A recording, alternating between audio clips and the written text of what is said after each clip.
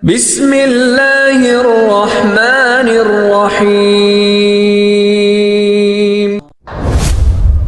Alhamdulillahi Rabbil Alamin. Allahumma salli ala Sayyidina Muhammad wa ala ali Sayyidina Muhammad.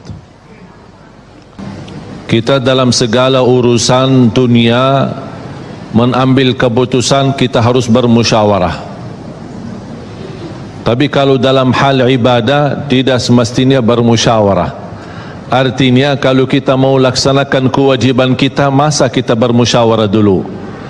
Allah Subhanahu wa taala memanggilkan kita untuk menunaikan salat kita 5 waktu, tidak perlu dimusyawarahkan.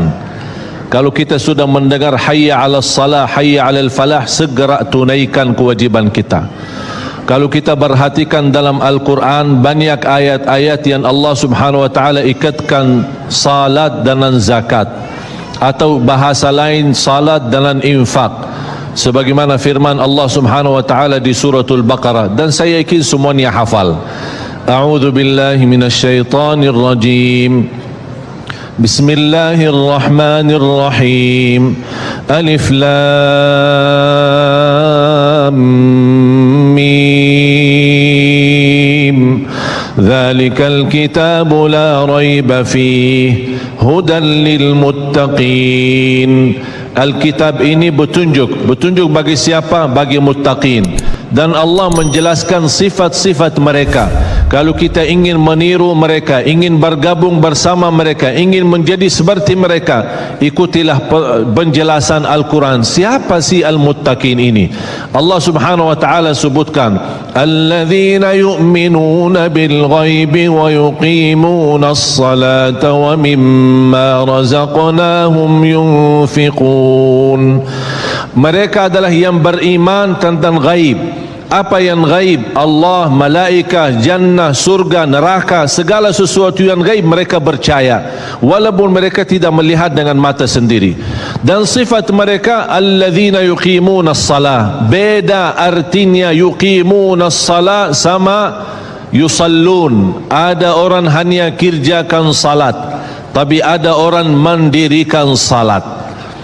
Ada 2 orang salat di saf pertama, sama-sama ruku', sama-sama sujud, sama-sama membaca Al-Quran, tetapi satu diterima oleh Allah, satu tidak diterima oleh Allah. Apa persoalannya? Karena satu menghadap Allah dengan hatinya, dan satu hanya menghadap Allah dengan fisik badannya. Makanya kita melihat orang yang salat dengan hatinya, nikmat salatnya, bisa tenang bacaannya, tenang rukuknya, tenang sujudnya. Beda sama orang yang buru-buru melaksanakan salat. Saya pernah masuk satu masjid, habis saya tahiyatul masjid duduk. Saya melihat seorang baru masuk dan juga tahiyatul masjid. Saya melihat gerakan salatnya, subhanallah, bukan subhanallah, na'udzubillah, luar biasa cepat. Saya hanya menangkapi bacaan gerakan salatnya. Saya baca Al-Fatihah, saya baru selesai waladdallin amin, dengan saya mencuba bagaimana bandingkan bacaan Al-Fatihah dengan salat beliau, dia sudah sampai ke tahiyat, padahal baru saya selesai surat Al-Fatihah. Salat apa ini yang kita kerjakan? Banyak orang-orang berlomba-lomba seolah-olah ada juara, siapa yang paling cepat selesai salat dapat juara 1. Inilah yang terjadi dalam keadaan kita. Makanya kita merasa tidak nikmat salat kita. Yang kita hanya kejar seminar khusyuk dalam salat, latihan khusyuk dalam salat. Sebenarnya Bapak Ibu biar faham, tidak ada perintah dalam Al-Quran memerintahkan salat yang khusyuk. Tidak ada perintah dari Rasul salat yang khusyuk. Salat khusyuk itu apa? Salat yang khusyuk hasil dari salat yang tenang. Allah perintahkan ketenangan dalam salat. Ar-Rasul SAW memerintahkan ketenangan dalam salat. Kalau sifat khusyuk adalah sifat orang mukmin yang melaksanakan salat tuma'nina. Qad aflahal mu'minun alladzina hum fi salatihim khashi'un.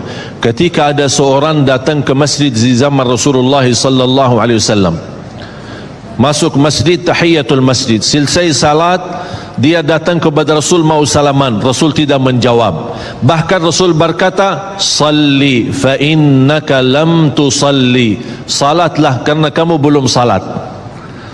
Dia pergi ke depan, salat lagi, selesai balik lagi bertemu Rasul.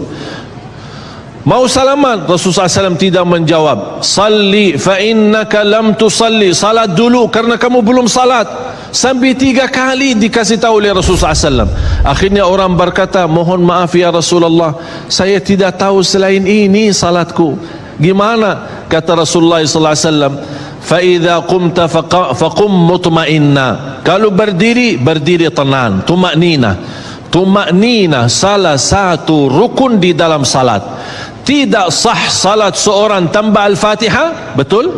Sama tidak sah salat seorang tanpa tumaknina. Baca tenang, rukuk yang tenang, sujud yang tenang, wallahi akan terasa nikmat. Dari hasil ketenangan dan upaya dan ikhtiar kita akan muncullah rasa khusyuk. Karena khusyuk bukan sesuatu yang datang dari luar, tapi khusyuk sudah ada di dalam hati. Tinggal bagaimana cara dikelola, bagaimana bisa dikembangkan cara salat yang tenang.